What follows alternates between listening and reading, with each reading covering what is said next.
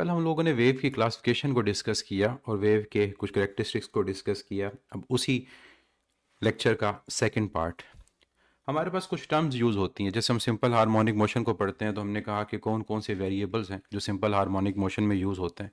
इसी तरह वेव के अंदर भी हमारे पास कुछ वेरिएबल यूज़ होते हैं जिनकी बात हम यहाँ पर करेंगे। सबसे पहले हमारे पास है एम्पलीट्यूड। एम्पलीट्यूड क्या चीज़ थी? जब हमने सिंपल हार्मोनिक मोशन को पढ़ा तो हमने एम्पलीट्यूड के बारे में ये कहा कि amplitude is a maximum displacement from mean position. यहां भी ऐसा ही है। यहां पर भी हमारे पास जो पार्टिकल किसी भी मीडियम के अंदर मूव कर रहा होगा तो उसकी जो मैक्सिमम डिस्प्लेसमेंट होगी अपनी इक्विलिब्रियम पोजीशन से, हम उस मैक्सिमम डिस्प्लेसमेंट को क्या बोलते हैं? उसको एम्पलीट्यूड बोलते हैं। तो एम्पलीट्यूड को अगर डिफाइन किया जाए तो amplitude is defined as maximum displacement of a particle. कि लेट से हमारे पास स्ट्रिंग के अंदर वेव्स प्रोड्यूस होती हैं तो स्ट्रिंग अपनी इक्विलिब्रियम पोजीशन से मैक्सिमम कितना डिस्प्लेस कर सकता है? तो maximum displacement of any particle of medium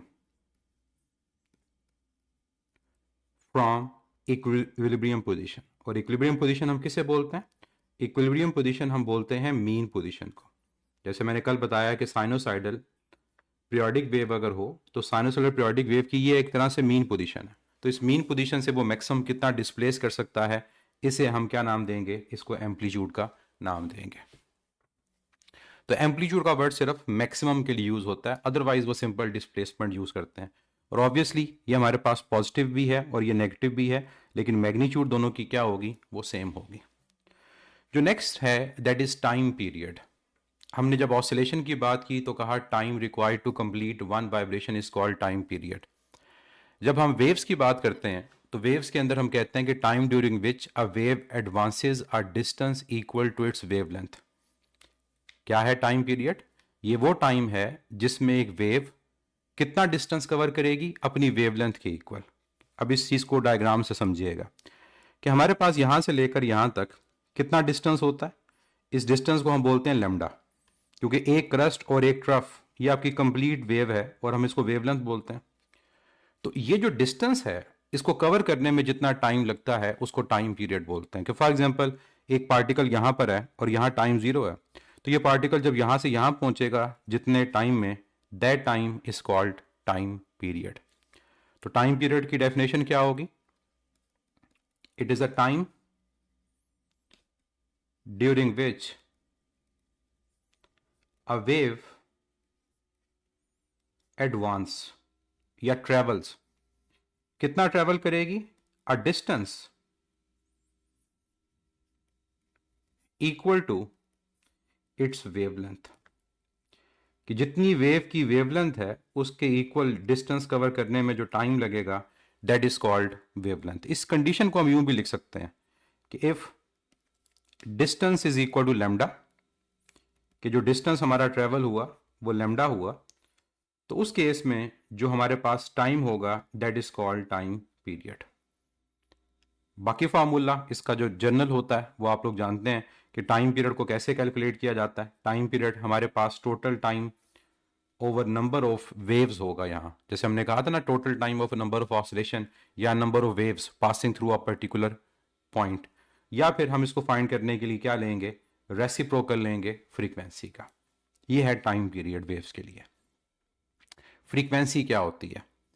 frequency number of happenings है। कोई चीज कितनी दफा हो एक सेकंड के अंदर, ये उसकी फ्रीक्वेंसी होती है। एक सेकंड के अंदर मैं कितनी दफा किसी चीज को हिट करता हूं, ये उसको हिट करने की फ्रीक्वेंसी है।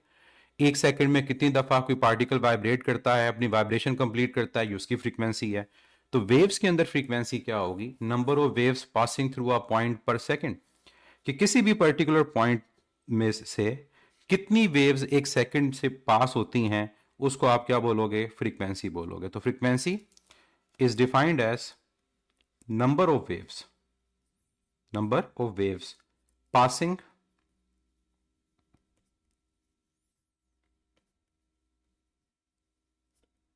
through a point per second. Number of waves passing through a point per second is called frequency. अब कैलकुलेट करने के लिए कोई डिफरेंट फार्मूला नहीं है, टाइम पीरियड का रेसिप्रोकल है, तो हम यहाँ पर इसको क्या करेंगे, number of waves over total time यूं लिख सकते हैं, या फिर रेसिप्रोकल ऑफ टाइम पीरियड लिख सकते हैं। यूनिट इसका वही है जो हमारे पास आमतौर पे फ्रीक्वेंसी का लिया जाता है, हर्ट्ज या फिर पर सेकेंड। अब आपको फ्रीक्वेंसी को कैलकुलेट करना आना चाहिए, मतलब आपके पास कहीं पर भी अगर वेव्स हों तो आप ये बता सकें कि हमारे पास फ्रीक्वेंसी क्या है। तो लेट्स से अगर मैं कहता हूं कि मेरे पास यहाँ पर टाइम मेंशन है अलोंग एक्स एक्सिस, यहाँ पर टाइम है 0, यहाँ पर टाइम है 0.5, यहाँ पर टाइम है 1, यहाँ पर है 1.5, यहाँ पर है 2, यहाँ पर 2.5 और यहाँ पर 3। तो मुझे बताइए जो मैंने वेव ड्रॉ की है इसकी फ्रीक्वेंसी की वैल्यू क्या है। मतलब आपने यहाँ पर यह बताना है कि हमारे पास टोटल फ्रीक्वेंसी इस वेव के लिए क्या होगी। क्या हमारे पास फ्रीक्वेंसी 3 होगी, क्या हमारे पास फ्रीक्वेंसी 2 होगी, या हमारे पास फ्रीक्वेंसी 1 होगी। क्या आंसर दोगे इसमें, फ्रीक्वेंसी की वैल्यू क्या है। और ये जो अलॉन्ग एक्स एक्सिस टाइम है ये मैं मेंशन कर दूं, ये टाइम सेकंड के अंदर है। फ्रीक्वेंसी की वैल्यू बताएं, नंबर ऑफ वेव्स पर सेकंड, एक सेकंड में कितनी वेव्स प्रोड्यूस हो रही हैं। क्या 3 वेव्स हैं, 2 वेव्स हैं, 1 वेव है, हाफ वेव है, कितनी है। तो सिंपल सा इसका आंसर होगा 0.5। क्यों, ये है 1 सेकंड, और 1 सेकंड में कितनी वेव्स प्रोड्यूस हो रही हैं, सिर्फ हाफ वेव प्रोड्यूस हो रही है। तो 1 सेकंड में अगर हाफ वेव प्रोड्यूस हो रही है तो इसका मतलब ये हुआ कि हमारे पास जो फ्रीक्वेंसी की वैल्यू होगी वो 0.5 हर्ट्ज होगी। तो ये सिंपल सी डेफिनेशन अप्लाई करनी है कि एक सेकंड में कितनी वेव्स प्रोड्यूस होती हैं, तो हाफ वेव है तो हाफ आपकी फ्रीक्वेंसी है। चलें एक और एग्जांपल लेते हैं। अब इसको आप लोगों ने सोच के आंसर देना कि फर्स्ट करो हमारे पास यहाँ पर वैल्यू है, ये है 0, ये है 0.25, यहाँ पर है 0.5, यहाँ पर है 0.75, यहाँ पर है 1 और यहाँ पर है 1.25। और जो यूनिट यहाँ पर हमें मेंशन है वो यूनिट हमारे पास है मिली सेकेंड। अब बताएं फ्रीक्वेंसी की वैल्यू क्या है। अब एक और वेव आपके सामने ड्रॉ की गई है जहां पर टाइम मिली सेकेंड के अंदर है। अब आपने फ्रीक्वेंसी की वैल्यू को फाइंड करना है। क्या फ्रीक्वेंसी की यहां पर जो वैल्यू है वो हमारे पास 2 है। क्या फ्रीक्वेंसी की वैल्यू यहां पर 2 है, तो आंसर होगा नो।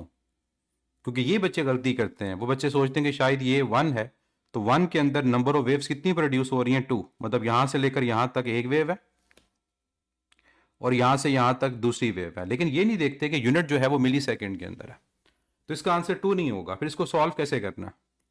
इसको सॉल्व करने के लिए आप यहां पर लिखोगे कि नंबर ऑफ वेव्स कितनी है, वो 2 है, लेकिन टाइम हमारे पास जो है वो कितना है, वो टाइम 1 मिली सेकेंड है कि 1 मिली सेकेंड में नंबर ऑफ वेव्स 2। तो फ्रीक्वेंसी फाइंड करने के लिए n को डिवाइड करेंगे t से, तो n की वैल्यू 2 और नीचे 1 मिली सेकेंड। मिली का मतलब क्या होता है, 10 raise to power -3। 10 raise to power -3 जाएगा न्यूमरेटर में तो पॉजिटिव हो जाएगा, तो आपका आंसर आएगा 2000 हर्ट्ज यानी 2 किलो हर्ट्ज। ये इसका आंसर है। तो जल्दी में इसका आंसर नहीं देना, यूनिट को देखना है फिर उसको कन्वर्ट करना है। तो यहां पर इस पॉइंट तक नंबर ऑफ वेव्स कितनी थी 2, तो n की वैल्यू 2 आ गई। टाइम कितना है 1 लेकिन मिली सेकेंड। सॉल्व किया तो आंसर क्या आया 2000 हर्ट्ज, मतलब एक सेकेंड में 2000 वेव्स एक पॉइंट से पास करेंगी। Next, what is wavelength. हम सब जानते हैं, कल हमने इसकी बात की थी कि वेवलेंथ क्या होती है। वो दो पॉइंट जो इन फेज होते हैं उनके दरमियान डिस्टेंस को वेवलेंथ बोलते हैं।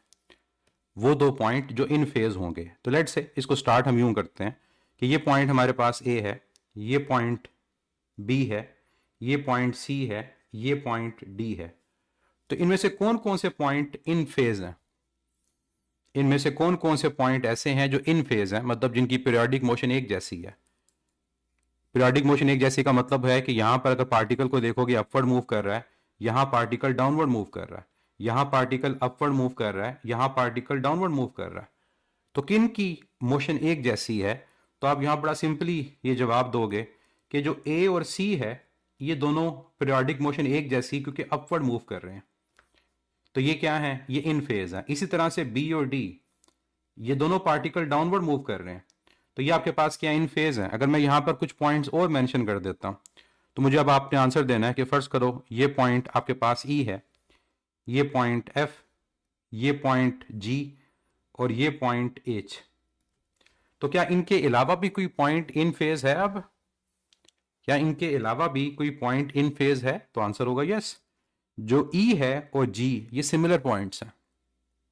सिमिलरली जो एफ है और एच ये भी सिमिलर है, पीरियोडिक मोशन एक जैसी है। तो आप क्या कहोगे इनके अलावा इन फेज कौन कौन सा पॉइंट है? ई और जी, और इसके अलावा एफ और एच, क्योंकि इनकी पीरियोडिक मोशन भी क्या है? एक जैसी है। तो ये तमाम जो पॉइंट्स हैं दे आर इन फेज। और अगर आप इनके दरमियान डिस्टेंस को देखो तो क्या वो डिस्टेंस लैम्डा नहीं है? क्योंकि हमारे पास दो जो क्रस्ट होते हैं उन क्रस्ट के दरमियान जो डिस्टेंस है वो कितना होता है? That is equal to lambda. जो दो क्रस्ट हैं उनके दरमियान डिस्टेंस कितना है? वो लैम्डा। क्या सिर्फ इन्हीं दो पॉइंट्स के दरमियान जो डिस्टेंस होगा वो लैम्डा होगा? क्या इन्हीं दो पॉइंट्स के दरमियान जो डिस्टेंस होगा वो लैम्डा होगा? नो। इसी तरह से अगर आप यहां पर इन पॉइंट्स को लेते हो, तो लेट से आपने बी को लिया और डी को लिया, तो ये डिस्टेंस भी कितना होगा? ये डिस्टेंस भी लैम्डा होगा। इस तरह से आप इस ई और जी को लो तो तब भी डिस्टेंस क्या होगा? वो लैम्डा होगा। और अगर यहां पर आपसे क्वेश्चन आउट ऑफ फेज की बात की जाए, आउट ऑफ फेज, तो जिनके दरमियान डिस्टेंस लैम्डा बाई 2 हो वो आउट ऑफ फेज है। जिनके दरमियान डिस्टेंस लैम्डा बाई 2 होगा वो पॉइंट्स आपके पास आउट ऑफ फेज। तो जरा आइडेंटिफाई करें कि यहां कौन से पॉइंट है जिनके दरमियान डिस्टेंस आपके पास लैम्डा बाई 2 है। ए और बी, ए और बी ये आउट ऑफ फेज है। इसी तरह से अगर आप बात करते हो बी और सी की, ये भी आउट ऑफ फेज है। सी और डी की, ये भी आउट ऑफ फेज है। ई और एफ की बात करोगे तो वो भी आउट ऑफ फेज है। तो ये लिस्ट आपके पास चलती जाएगी। और सिमिलरली जी और एच भी क्या हैं? They are out of phase. क्यों? क्योंकि इनकी पीरियोडिक मोशन ऑपोजिट है। अगर एक पार्टिकल अपवर्ड मूव कर रहा है तो दूसरा पार्टिकल डाउनवर्ड मूव कर रहा है। तो जो इन फेज होते हैं उनके दरमियान जो डिस्टेंस होता है वो कितना होता है? वो लैम्डा की फॉर्म में होता है, 1 लैम्डा, 2 लैम्डा, 3 लैम्डा। और जो आउट ऑफ फेज होते हैं उनके दरमियान डिस्टेंस लैम्डा बाय 2 की फॉर्म में होता है। और n के बारे में याद रखिएगा कि जो n की वैल्यू है यहां पर, ये आपके होल नंबर्स होते हैं, 0, 1, 2 and so on, whole numbers. लेकिन आउट ऑफ फेज के अंदर जो n की वैल्यू है ये सिर्फ और सिर्फ आपके ऑड नंबर्स होंगे, 1, 3, 5 एंड सो ऑन। तो ये पॉइंट भी आप लोगों ने इन फेज और आउट ऑफ फेज के हवाले से याद रखना है। तो अब मैं वेवलेंथ को डिफाइन करूंगा। तो हमें पता चल गया कि वेवलेंथ क्या है। तो wavelength is a distance between two conjunctive होते हैं जो हमारे पास साथ साथ होंगे, सक्सेसिव होंगे, टू कंजेक्टिव पॉइंट्स। कहां पर होंगे पॉइंट्स? ये मीडियम के अंदर, क्योंकि मीडियम के पार्टिकल्स मूव कर रहे हैं ना अप एंड डाउन, जो इन फेज है, which are in phase, which are in phase. और इन फेज को अगर आप डिफाइन करना चाहो कि इन फेज का मतलब क्या है तो उसको मैं यहां पर मेंशन कर दूं ताकि आपको आइडिया हो कि what do you mean by in phase. In phase का मतलब हमारे पास है कि सेम स्टेट ऑफ वाइब्रेशन हो, सेम स्टेट ऑफ वाइब्रेशन। ये पार्टिकल या तो हमारे पास अपवर्ड मूव कर रहा है या पार्टिकल डाउनवर्ड मूव कर रहा है, that is called in phase. Clear कि लैम्डा क्या होता है और लैम्डा बाय 2 डिस्टेंस क्या होता है। अब नेक्स्ट हमारे पास है वेलोसिटी। वेव में वेलोसिटी की जब टर्म यूज होती है तो इसके दो मतलब होते हैं कि या तो हम एज अ होल पूरी वेव की वेलोसिटी की बात कर रहे हैं या वेव के अंदर जो पार्टिकल्स मूव कर रहे हैं उसकी वेलोसिटी की बात कर रहे हैं। तो हम यहां पर दो तरह की वेलोसिटी को डिस्कस करेंगे। एक हम यहां पर डिस्कस करेंगे वेव वेलोसिटी और दूसरा हम डिस्कस करेंगे पार्टिकल वेलोसिटी। दोनों में डिफरेंस है। तो वेव वेलोसिटी की जब बात की जाएगी तो वेव वेलोसिटी क्या है? Distance travelled by the wave पर सेकंड। जैसे हम कहते हैं वेलोसिटी क्या है? Rate of change of displacement, कितना डिस्प्लेसमेंट कितने टाइम में हमारे पास कवर हुआ। इसी तरह से जब वेव वेलोसिटी को डिफाइन किया जाता है तो it is defined as it is a distance travelled by the wave per unit time. That is wave velocity. अब फार्मूला क्या है वेव वेलोसिटी को फाइंड करने का? एक बड़ा जेनेरिक फार्मूला जो हम लोग यूज करते हैं मैकेनिकल वेव के अंदर भी, और उसके अलावा इसको हम इलेक्ट्रोमैग्नेटिक वेव में भी यूज करते हैं, that is v is equal to F lambda. और इस फार्मूला को आप इवन यूं भी लिख सकते हो लैम्डा ओवर टाइम पीरियड। क्यों? क्योंकि फ्रीक्वेंसी का रेसिप्रोकल क्या होता है? वो टाइम पीरियड होता है। तो ये बड़ा इंपॉर्टेंट फार्मूला है वेव्स के अंदर, है सिंपल सा, लेकिन इससे रिलेटेड आपके कई तरह के क्वेश्चंस पूछे जाते हैं जो आप इससे सॉल्व करते हैं। डिपेंडेंस से रिलेटेड भी क्वेश्चन होते हैं, न्यूमेरिकल बेस्ड क्वेश्चन भी होते हैं, जिनको आप वैल्यूज पुट करके सॉल्व कर सकते हो। और ये वेव वेलोसिटी का फार्मूला होता है, ये पार्टिकल वेलोसिटी का फार्मूला नहीं होता। डिपेंड किस पे करती है वेलोसिटी? याद रखिएगा कि जो वेव की हमारे पास वेलोसिटी है ये मैकेनिकल प्रॉपर्टी है मीडियम की, मतलब ये मीडियम पे डिपेंड करेगी। जैसे हम कहते हैं ना डेंसर में जाने से स्पीड चेंज होती है, रेयर में जाने से स्पीड चेंज होती है, तो वो बेसिकली वेव की वेलोसिटी चेंज हो रही होती है। तो डिपेंडेंस के हवाले से बड़ा एक इंपॉर्टेंट पॉइंट जो एमसीक्यूज में आपसे पूछा जा सकता है, तो आपने इसका आंसर क्या देना है कि it is the mechanical property of medium.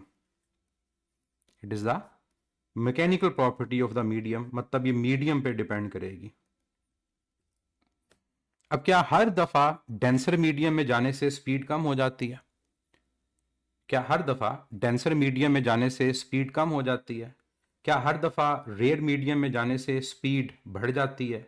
तो इसका आंसर होगा that depends on the nature of wave. ये वेव पे डिपेंड करेगा कि क्या उसकी स्पीड ने बढ़ना है या स्पीड ने कम होना है। तो इसकी दो एग्जांपल्स आपके सामने हैं। ट्रांसफर वेव के लिए इसका आंसर कुछ और होगा और लॉन्गिट्यूडनल वेव के लिए इसका आंसर कुछ और होगा। अब ट्रांसफर वेव के अंदर आप एग्जांपल को कंसीडर करना चाहो तो आप एग्जांपल यहां पर ले सकते हो लाइट की, इलेक्ट्रोमैग्नेटिक वेव की।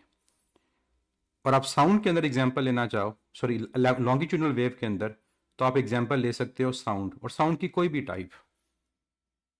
अब दोनों का बिहेवियर आप लोग जानते हैं कि जब कोई ट्रांसफर वेव डेंसर मीडियम में से पास करे, जैसे लाइट एयर से ग्लास में शिफ्ट हो, तो ग्लास में जाकर लाइट की स्पीड और वेवलेंथ कम हो जाती है।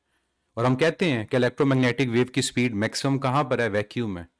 और फार्मूला कौन सा यूज होता है इसके लिए? अब सबको ये फार्मूला याद होगा, n is equal to c over v। और इसमें n क्या है? n रिफ्रैक्टिव इंडेक्स है, और रिफ्रैक्टिव इंडेक्स की जो वैल्यू होती है 1 से ग्रेटर होती है, जो ये शो करेगा कि मीडियम में जाने से हमारी जो लाइट की स्पीड है वो क्या करेगी? रिड्यूस हो जाएगी। तो क्या चीज आपने यहां पर याद रखनी है कि जब ट्रांसफर वेव डेंसर मीडियम में पास करती है तो उसकी स्पीड और उसकी वेवलेंथ वो डिक्रीज कर जाती है, और जब रेयर मीडियम के अंदर हमारे पास करे तो स्पीड भी बढ़ जाती है और जो वेवलेंथ है वो भी क्या कर जाती है? इंक्रीज कर जाती है। लेकिन क्या साउंड का भी ये बिहेवियर होता है? क्या साउंड का भी बिहेवियर ये होता है कि साउंड डेंसर में जाकर उसकी जो स्पीड है वो हमारे पास कम हो जाती है? नो। साउंड की तो स्पीड मैक्सिमम सॉलिड्स में होती है, क्योंकि नेचर ही डिफरेंट है ना, वेव डिफरेंट है। यहां पार्टिकल जो हैं वो अलोंग मूव करते हैं, तो पार्टिकल जब अलोंग मूव करेंगे तो जो मटेरियल जितना ज्यादा डेंसर होगा उतनी जल्दी डिस्टर्बेंस आगे ट्रेवल करेगी। तो डेंसर मीडियम के अंदर अलोंग द लाइन जब डिस्टर्बेंस ट्रेवल हो रही होती है तो वेव जल्दी डिस्टर्बेंस को ट्रांसफर करती है, तो डेंसर के अंदर स्पीड बढ़ जाती है, और स्पीड अगर बढ़ेगी तो वेवलेंथ भी बढ़ेगी, और रेयर में जाकर इसकी स्पीड डिक्रीज कर जाती है। तभी हम कहते हैं कि जो स्पीड ऑफ साउंड है that is maximum in solids and minimum in gases. तो एग्जाम्पल के तौर पे अगर आप इनको साथ लिखना चाहें तो लिख सकते हैं कि फर्स्ट करो जो डेंसर है वो ग्लास है और जो रेयर है वो एयर है। तो अगर आपके पास कभी क्वेश्चन हो कि लाइट ग्लास से एयर में जाए तो स्पीड और वेवलेंथ पे क्या फर्क पड़ेगा? सिमिलरली साउंड के हवाले से अगर एग्जांपल लें तो सॉलिड से गैसेस के अंदर अगर साउंड ट्रेवल करेगा तो फिर क्या असर होगा? आप इसका आंसर दे सकते हो। जहां तक बात बची फ्रीक्वेंसी की है उसको हम आगे डिस्कस करेंगे कि फ्रीक्वेंसी का ताल्लुक जो होता है वो बेसिक मीडियम से नहीं होता, फ्रीक्वेंसी का ताल्लुक सोर्स से होता है, और मीडियम के चेंज होने से फ्रीक्वेंसी कभी चेंज नहीं होती। ये पॉइंट हम आगे डिस्कस करेंगे। c ओवर v क्या है? c speed of light in vacuum होती है और v speed of light in medium होती है, और n है रिफ्रैक्टिव इंडेक्स। ये ट्रांसफर वेव के लिए फार्मूला अप्लाई होता है। अब यहां पर एक बड़ा इंपॉर्टेंट पॉइंट है वाटर वेव्स के हवाले से। वाटर वेव्स जब डीप वाटर से शैलो वाटर में ट्रांसफर होती हैं तो क्या स्पीड और वेवलेंथ बढ़ती है या कम होती है? ये कई दफा आपको एमसीक्यूज मिलता है वाटर वेव्स के हवाले से कि जो वाटर वेव्स हैं अगर वो हमारे पास ट्रांसफर कहां से कहां हो, वो डीप वाटर से शैलो वाटर में ट्रांसफर हो। शैलो कम गहरा पानी, डीप का मतलब बताने की जरूरत नहीं है, वो नाम से पता चल रहा है। तो डीप वाटर से शैलो वाटर के अंदर जब वाटर वेव्स ट्रांसफर होती हैं तो क्या होती हैं। और यहां पर ख्याल रखिएगा कि जब इन वाटर वेव से रिलेटेड क्वेश्चन आ रहा है तो ये बेसिकली सरफेस वेव्स की बात हो रही होती है। इसका मतलब हम जिस नेचर को डिस्कस यहां पर कर रहे हैं वो कौन सी नेचर है, वो ट्रांसवर्स नेचर है। हम डीप इनसाइड वाटर की बात नहीं कर रहे, सरफेस पे रहते हुए कि जो वाटर वेव सरफेस पे हैं वो डीप वाटर से शैलो वाटर में जाएंगी तो क्या होगा। तो अब इनमें डिफरेंस आप लोगों ने याद रखना है कि जो डीप वाटर है that is considered as a rare medium, वो रेयर मीडियम कंसिडर होता है। और जो शैलो वाटर होता है वो कम गहरा पानी, वो डेंसर कंसिडर होता है। और रीजन यहां पर ये कही जाती है कि जो लेयर्स होती हैं वाटर की वो शैलो में क्लोज आ जाती हैं। तो अगर मैं आपको यहां पर डिफ्रेंशिएट करूं तो ये कम गहरा पानी है, तो ये आपका शैलो वाटर है। और यहां पर आपका ज्यादा गहराई है, ये आपका डीप वाटर है। तो जो आपकी वाटर वेव्स पानी की सतह पे ट्रेवल कर रही हैं वो ट्रेवल फर्ज करो कर रही हैं डीप वाटर से शैलो वाटर। तो डीप से शैलो जाते हुए क्या स्पीड बढ़ेगी कम होगी, वेवलेंथ बढ़ेगी कम होगी? क्या आंसर दोगे आप? आंसर ये दोगे कि जो डीप वाटर है वो रेयर मीडियम है, उसका रिफ्रैक्टिव इंडेक्स कम है। जब रिफ्रैक्टिव इंडेक्स कम होगा तो स्पीड बढ़ जाएगी। इनवर्स रिलेशन यहां से देख सकते हो। और स्पीड अगर बढ़ेगी तो वेवलेंथ भी बढ़ेगी। और जो शैलो वाटर होता है उसके रिफ्रैक्टिव इंडेक्स की वैल्यू ज्यादा, क्योंकि डेंसर मीडियम है, लेयर्स क्लोज आ जाती हैं, वाटर वेव स्लो ट्रांसफर होती हैं। स्लो ट्रांसफर होने का मतलब क्या हुआ, स्पीड भी कम हो जाएगी और वेवलेंथ भी कम हो जाएगी। तो डीप वाटर से शैलो वाटर में जाएंगे तो क्या होगा, क्या स्पीड बढ़ेगी कम होगी? आंसर होगा स्पीड और वेवलेंथ दोनों कम होंगी। तो ये बड़ा एक इंपॉर्टेंट पॉइंट है एमसीक्यू के हवाले से।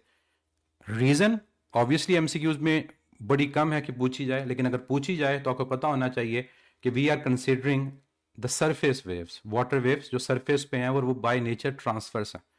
और ट्रांसफर वेव जब भी डेंसर में जाती है उसकी स्पीड उसकी वेवलेंथ पहले से रिड्यूस हो जाती है। तो आई होप ये क्वेश्चन आइंदा अगर आपको कहीं मिलता है तो आप इसका आंसर दे सकते हो कि क्या चेंज आएगा स्पीड में और वेवलेंथ में।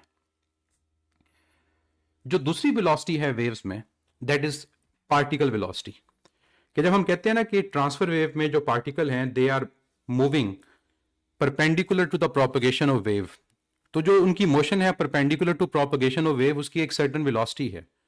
इसी तरह से हम जब लॉन्गिट्यूडल वेव में कहते हैं कि particles are moving along the propagation of wave, तो वो किस वेलोसिटी से मूव कर रहे हैं, वो पार्टिकल वेलोसिटी है। जो हमने कल बात भी कही थी कि मीन पोजीशन पे ये मैक्सिमम है और एक्सट्रीम पर क्या होती है, मिनिमम होती है। तो पार्टिकल वेलोसिटी के बारे में पॉइंट याद रखिएगा कि ये एक वेरिंग क्वांटिटी है। ये एक मीडियम में डिफरेंट पॉइंट्स पे डिफरेंट होती है। जबकि वेव की वेलोसिटी सिर्फ तब चेंज होती है जब आपके पास मीडियम चेंज होता है। दोनों में डिफरेंस क्लियर रखना है कि वेव की वेलोसिटी तब चेंज होगी जब मीडियम चेंज होता है, और पार्टिकल की वेलोसिटी एक ही मीडियम में चेंज हो रही होती है। यानी एक्सट्रीम पर ये वेलोसिटी हमारे पास मिनिमम होती है और मीन पे वेलोसिटी क्या होती है, मैक्सिमम। तो एक मीडियम के अंदर वेरिएशन आ गई। इसी तरह यहां पर भी आपके पास मीन के ऊपर वेलोसिटी क्या होगी, वो मैक्सिमम होगी, और एक्सट्रीम के ऊपर वेलोसिटी क्या होगी, वो मिनिमम होगी, चाहे क्रस्ट है चाहे ट्रफ है। ये प्रॉपर्टी एक जैसी है। तो इसको अगर आप डिफाइन करना चाहो तो कैसे कहोगे कि what is particle velocity? Velocity of a particle in a medium with which they move about their mean position. जिस वेलोसिटी से मीडियम के पार्टिकल अपनी मीन पोजीशन के अबाउट मूव करें उसको पार्टिकल वेलोसिटी का नाम दिया जाता है। Velocity of a particle in a medium with which they move about their mean position, that is called particle velocity. अब दोनों को अगर आप यहां पर कंपेयर करो तो ये जो डायरेक्शन है ये बेसिकली रिप्रेजेंट कर रहा है वेव की वेलोसिटी को, कि वेव इस डायरेक्शन में ट्रांसफर हो रही है और ये वेव की वेलोसिटी है। और यहां पर हम जो बात कर रहे हैं कि particle up and down move कर रहा है, दैट इज पार्टिकल वेलोसिटी। जो मीन पर हमारे पास क्या है, मैक्सिमम, और एक्सट्रीम पर क्या है, मिनिमम। तो ये दोनों में डिफ्रेंशिएट करना आपको आना चाहिए कि अगर आपसे एग्जामिनर क्वेश्चन पूछ रहा है तो वो किस वेलोसिटी के बारे में पूछ रहा है। और v is equal to F lambda, ये फार्मूला ये किसके लिए है, that is for the wave velocity, not for the particle velocity. Next, characteristic property of the source producing the wave, कि जो हमारे पास सोर्स वेव को प्रोड्यूस कर रहा है उसकी कैरेक्टरिस्टिक प्रॉपर्टी क्या है। याद रखिएगा, जब हम किसी सोर्स की बात कर रहे हैं जो वेव प्रोड्यूस कर रहा है तो उसकी जो कैरेक्टरिस्टिक है वो हमारे पास फ्रीक्वेंसी से पता चलती है। उसकी जो कैरेक्टरिस्टिक है, उसकी जो प्रॉपर्टीज हैं, वो कहां से पता चलती हैं, फ्रीक्वेंसी से। एक सादे सा एग्जांपल आपको देता हूं कि अगर आपके पास एक येलो लाइट है और एक ब्लू लाइट है तो बेसिकली आप उनकी फ्रीक्वेंसी को डिफरेंशिएट कर रहे हो कि जो ब्लू लाइट है उसकी फ्रीक्वेंसी ज्यादा है और येलो लाइट की जो फ्रीक्वेंसी वो कम है। सिमिलरली अगर एक मेल और एक फीमेल साउंड को कंपेयर करो तो मेल की आवाज मोटी होती है, इसको बोलते हैं ग्रेव साउंड, फ्रीक्वेंसी कम होती है, और फीमेल की जो वॉइस होती है वो श्रिल होती है, बारीक होती है, उनकी फ्रीक्वेंसी ज्यादा। तो जो सोर्स वेव प्रोड्यूस करता है उसकी जो कैरेक्टरिस्टिक है उसको फ्रीक्वेंसी से डिटरमिन किया जाता है कि फ्रीक्वेंसी उसकी ज्यादा है या फ्रीक्वेंसी उसकी कम है। और ये पॉइंट हमें पता होना चाहिए कि frequency is independent of medium. Frequency of wave is independent of medium. क्या मतलब है इसका? इसका मतलब यह है कि अगर हमारे पास कोई वेव अपना मीडियम चेंज करे तो फ्रीक्वेंसी में चेंज नहीं आ सकता। मतलब मैं अगर बोल रहा हूं, अब मेरी आवाज चाहे एयर में ट्रांसफर हो, चाहे इस रूम में कहीं पर लगी विंडो में ट्रांसफर हो, वो पानी में ट्रांसफर हो, तो उसे मुझे तो फर्क नहीं पड़ना, सोर्स को तो फर्क नहीं पड़ता कि उसकी जो प्रोड्यूस हुई हुई वेव है वो कहां ट्रेवल करती है। इसका मतलब फ्रीक्वेंसी मीडियम पे डिपेंड नहीं करती।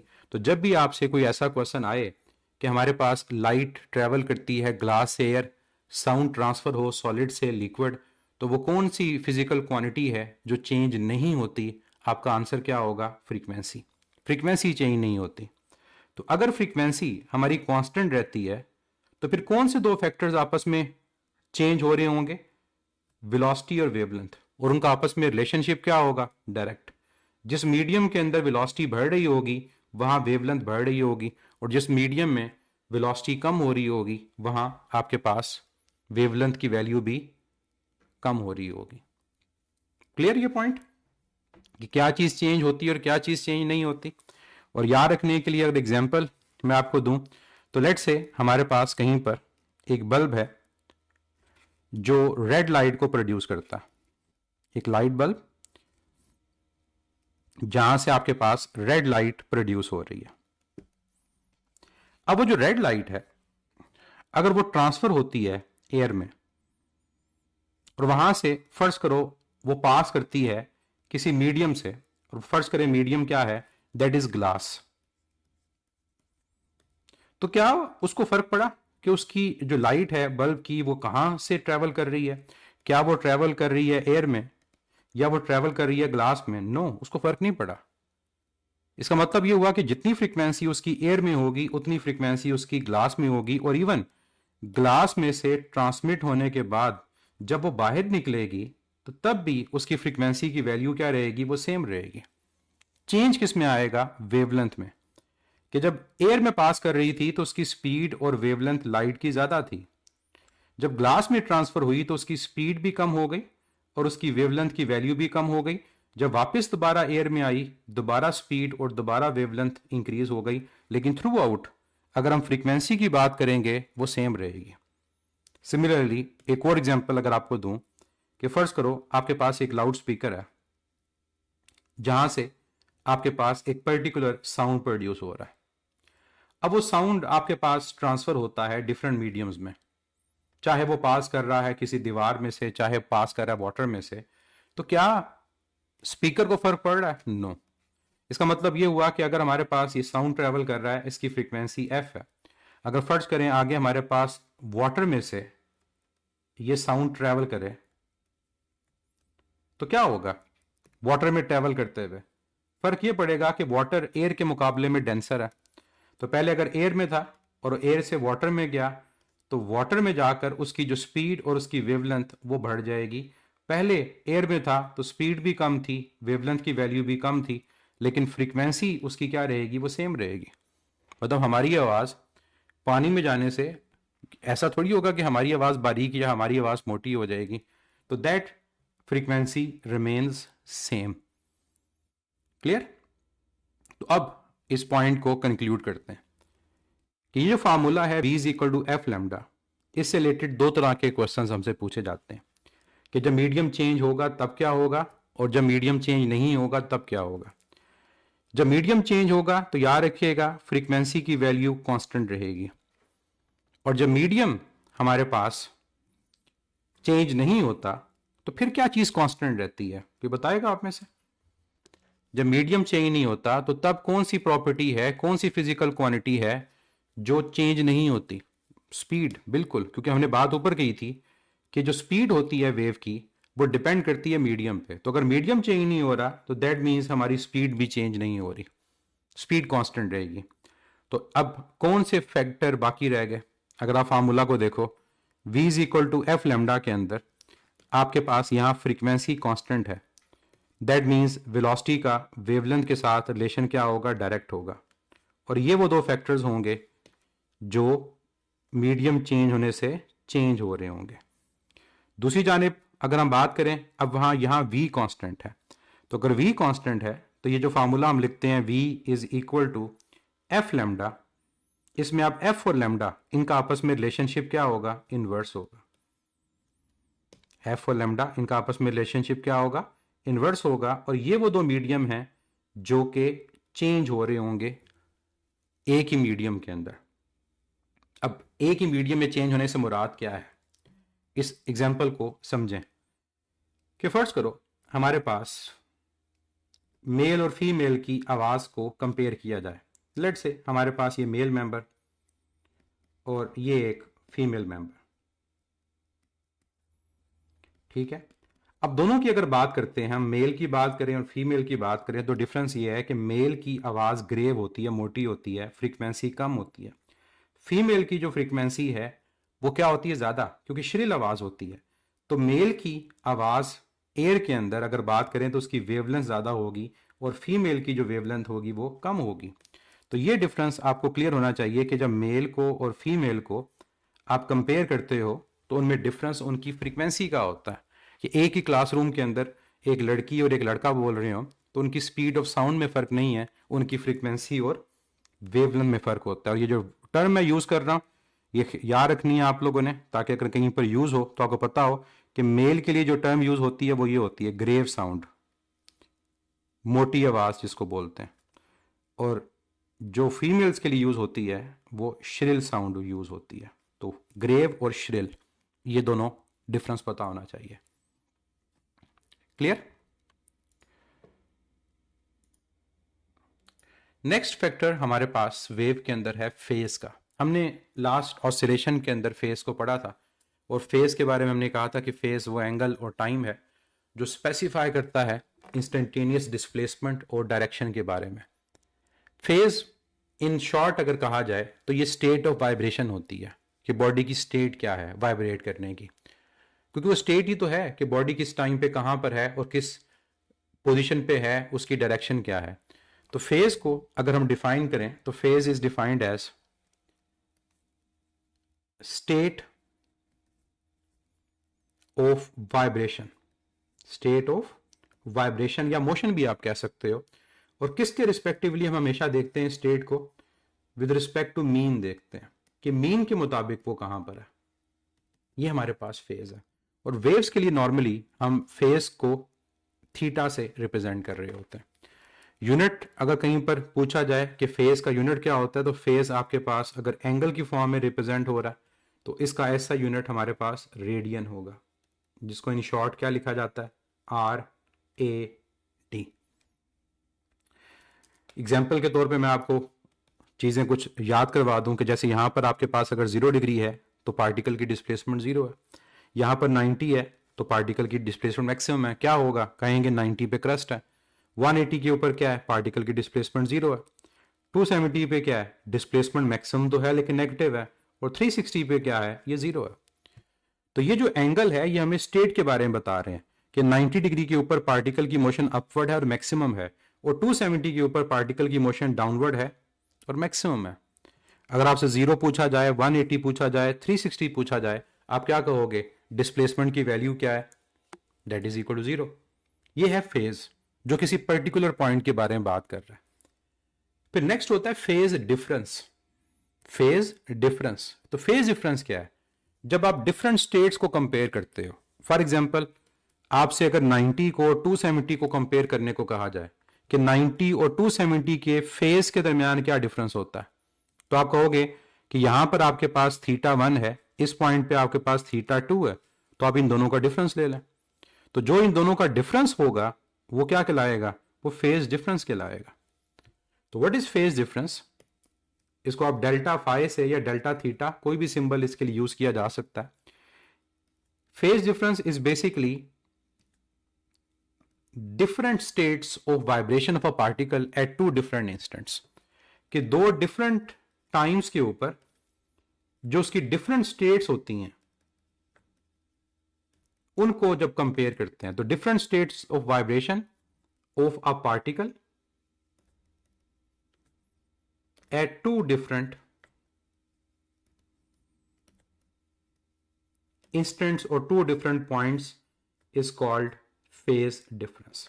जैसे आपसे कहा जाए कि एक क्रस्ट और उसके बाद आने वाला जो ट्रफ है, कंजेक्टिव क्रस्ट और कंजेक्टिव ट्रफ, इनके दरमियान फेज डिफरेंस क्या होगा, तो सिंपली 90 और 270 इनके दरमियान डिफरेंस कितना है, 180 डिग्री का है, पाई का है, तो ये फेज डिफरेंस है। क्लियर, जो दो फेजेस के दरमियान डिफरेंस होगा। और ऊपर बच्चे मैंने θ1 माइनस θ2 लिखा, तो ये साथ मैंने साइन लगा दिया। इस साइन का मतलब क्या होता है कि नेगेटिव वैल्यू पॉजिटिव हो जाएगी, इसका मतलब यही है कि आपने बड़ी वैल्यू में से छोटी वैल्यू को सब्ट्रैक्ट करना है। जो मैंने पहले लिखा था इसलिए मैंने उसको θ1 और बाद वाले को θ2 लिख के साथ नॉर्मल लाइंस लगा दी, इससे फर्क नहीं पड़ता। आप इसको अगर यूं याद रखना चाहो तो कर सकते हो कि जो फाइनल आपके पास फेज है उसमें से आपने इनिशियल फेज को क्या करना है, सब्ट्रैक्ट करना।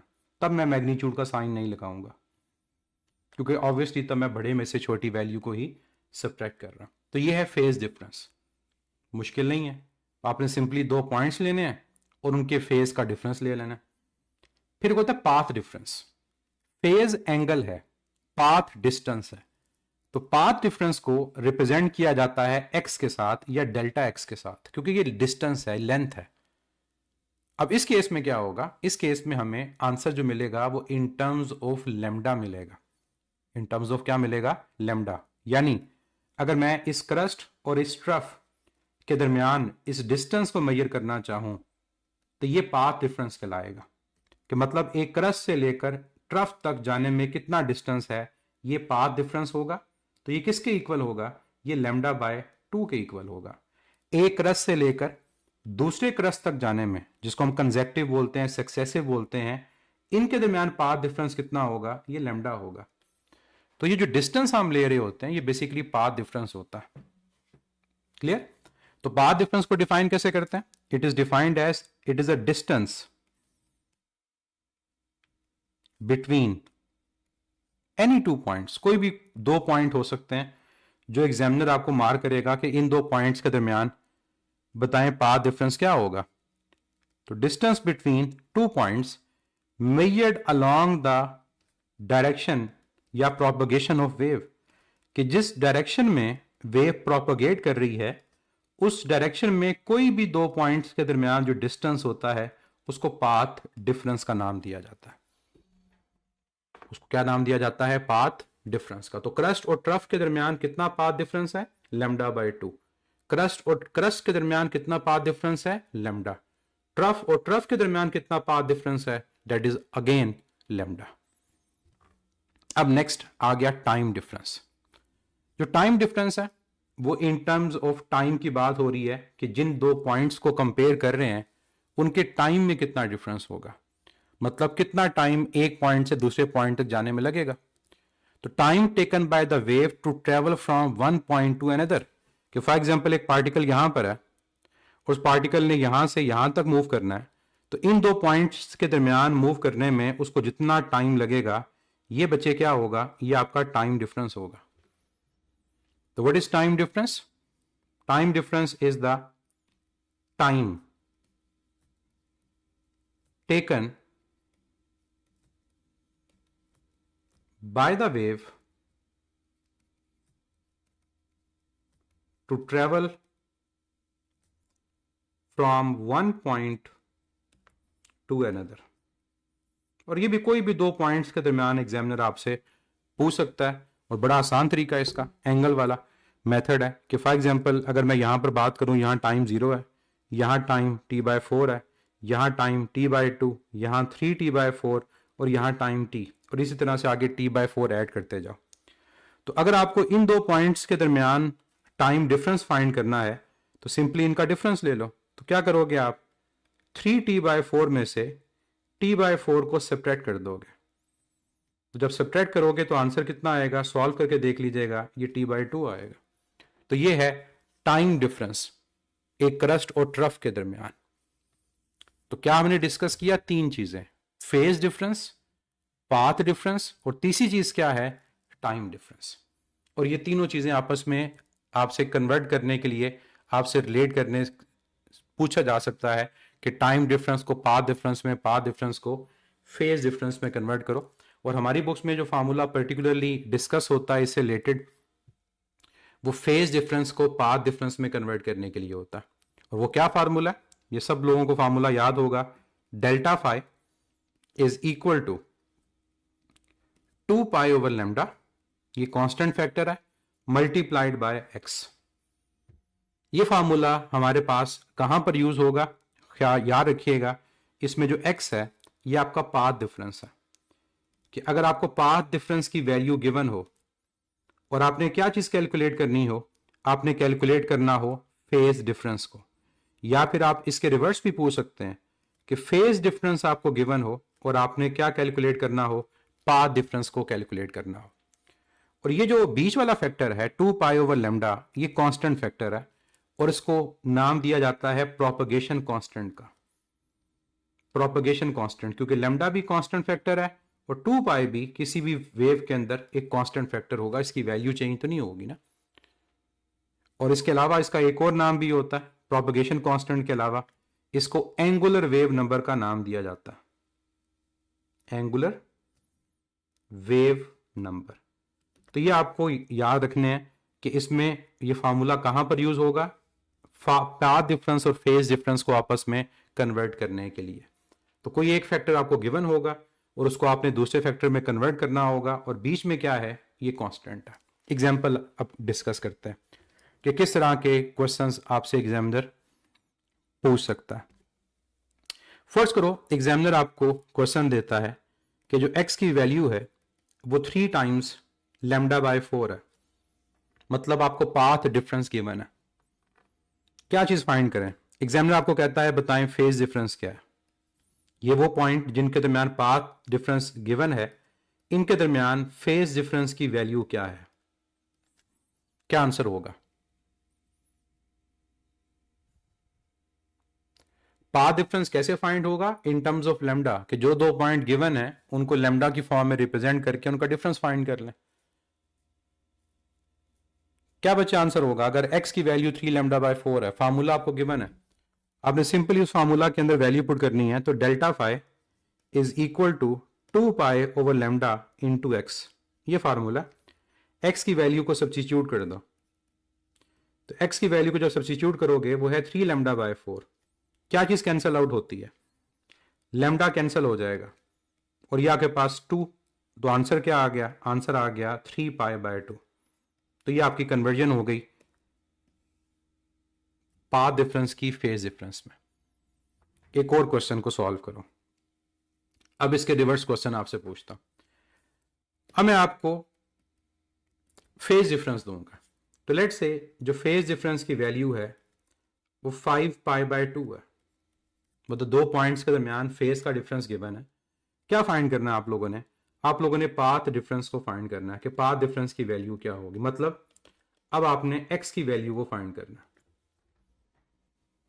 क्या आंसर होगा बताइएगा सॉल्व करके। If phase difference is 5π/2 then the path difference is, formula again जो ऊपर है उसी को यूज करेंगे। उसको मैं अगर रीअरेंज करूं तो फार्मूला ये बनेगा x is equal to pi over lambda over 2π into delta phi. तो यहां पर आप वैल्यूज को पुट करें, बड़ा सिंपल सा क्वेश्चन है। अगर फार्मूला ठीक यूज हो तो फौरन आपको आंसर मिल जाएगा। यह आएगा 5π/2। क्या चीज कैंसिल आउट होती है हमारे पास, क्या चीज कैंसिल होती है, सिर्फ पाई की वैल्यू कैंसिल होती है। 2 इंटू 2 4, 2 इंटू 2 4, तो आंसर क्या होगा 5 टाइम्स λ/4। ये आपका आंसर होगा। तो ऐसे क्वेश्चन पाथ डिफरेंस और फेज डिफरेंस से रिलेटेड आपसे एग्जामिनर पूछता है। तो यूनिट का ख्याल रखिएगा, फेज डिफरेंस रेडियन में होगा और पाथ डिफरेंस लेंथ है वो मीटर में, जो भी यूनिट मेंशन है उसमें गिवन होगा। अब शॉर्टकट एक जिसका जिक्र मैंने लास्ट यूनिट में भी किया था उसको हम यहां पर डिस्कस करते हैं। और वो शॉर्टकट क्या है, एक कंपैरिजन है पाथ डिफरेंस का, फेज डिफरेंस का और टाइम डिफरेंस का। और ये आपको आई होप याद होगा कि 2π, लेमडा और टाइम पीरियड ये तीनों एक दूसरे के इक्विवेलेंट है। इक्विवेलेंट का मतलब यह है कि कहीं पर 2π लिखा हो तो आप लेमडा लिख सकते हो, लेमडा लिखा हो तो टाइम पीरियड लिख सकते हो। ये शॉर्टकट है इन तीनों को आपस में कन्वर्ट करने का। वो रीजन बड़ी सिंपल सी है कि जब एक वेव की बात हम करते हैं ना, तो उस वेव के अंदर यहां से लेकर यहां तक जो ओवरऑल आपका पाथ डिफरेंस है वो 2π है। यहां से लेकर यहां फेज डिफरेंस और यहां से यहां तक अगर हम पाथ डिफरेंस की बात करेंगे तो वो लेमडा है। और अगर मैं यहां से लेकर यहां तक बात करूं कि कितना टाइम लगेगा ट्रेवल होने में, तो वो कितना है, वो t है। तो एक वेव जो होती है उस वेव के अंदर ये तीनों फैक्टर आपस में कंपेयर हो रहे होते हैं। इसलिए कहीं पर भी अगर आपने डायरेक्ट कन्वर्जन करनी हो आप कर सकते हो डायरेक्ट कन्वर्जन। फॉर एग्जाम्पल मैं आपको इसी एग्जाम्पल बताता हूं। फर्स्ट करो ऊपर वाले क्वेश्चन के अंदर यहां पर मैं अब आपको फार्मूला से नहीं शॉर्टकट से इसको सॉल्व करना चाहता हूं। तो ये है 5π/2, 5π/2। तो अब यहां पर देखो कि पाए इन टर्म्स ऑफ लेमडा किसके इक्वल है, 2π लेमडा के इक्वल है, तो पाए λ/2 के इक्वल। तो यहां पर मैं डायरेक्ट इसकी जगह λ/2 लिख दूंगा, तो 2 से मल्टीप्लाई होगा तो आंसर क्या आएगा 5 λ/4। तो जो ऊपर कैलकुलेशन से आया वो डायरेक्ट आप इस शॉर्टकट से सॉल्व कर सकते हो। तो ये शॉर्टकट कहां पर यूज होगा, जहां पर आपने इन तीन वेरिएबल्स को, फेज डिफरेंस को पाथ डिफरेंस में, पाथ डिफरेंस को टाइम में, या इनको आपस में कन्वर्ट करना होगा। एंड करते हैं इस टॉपिक को एक सिंपल से कंसोलिडेशन क्वेश्चन के साथ। If the time difference between 2 points on a transverse mechanical wave is 5t/4, then find the value of phase difference and path difference.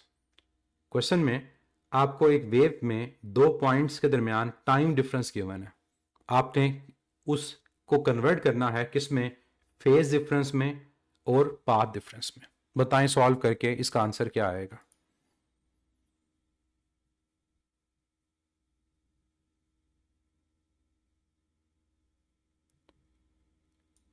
अब देखते हैं कि आपके आंसर्स क्या करेक्ट हैं या इनकरेक्ट, और मैं शॉर्टकट को यहां पर यूज करूंगा। देखें हमें जो गिवन है वैल्यू वो टाइम डिफरेंस की वैल्यू गिवन है और वो है 5 टाइम्स t/4। शॉर्टकट के मुताबिक जो t है वो लेमडा के और 2π के इक्वल है। इसका मतलब ये हुआ कि अगर मुझे इसको कन्वर्ट करना है पाथ डिफरेंस में तो मैं t की जगह क्या लिखूंगा, मैं t की जगह लेमडा लिखूंगा, तो मेरा आंसर आ जाएगा 5 λ/4। ये कन्वर्ट हो गया टाइम डिफरेंस किसमें, पाथ डिफरेंस में। और अगर मुझे कन्वर्ट करना है इसको फेज डिफरेंस में तो मैं t की जगह क्या लिखूंगा, 2π। t की जगह क्या लिखूंगा, 2π, तो 5 टाइम्स 2π/4। तो ये आपके पास आएगा 10π/4 और 10 को और 4 को सॉल्व करोगे तो ये 5π/4 आएगा। तो ये है इस शॉर्टकट का यूज। क्या आपने डायरेक्टली इनको आपस में इंटरचेंज कर देना कि जहां पर टी है आप उसको लेमडा लिखोगे तो टाइम डिफरेंस पाथ डिफरेंस में कन्वर्ट हो जाएगा, और टी की जगह अगर 2 पाई लिखोगे तो वो कन्वर्ट किस में हो जाएगा, फेज डिफरेंस में। जहां पर थोड़ा सा बच्चों को डाउट आता है वो ये है कि लेमडा की जगह अगर 2 पाई लिखोगे तो पाई की जगह क्या लिखोगे, सिंपली पाई की जगह लेमडा/2 लिखेंगे, बस ये काम होता है। तो इनको आपस में आपने रिप्लेस करना है और easily time difference, path difference और फेज डिफरेंस ये क्या होंगे, कन्वर्ट हो जाएंगे। क्लियर?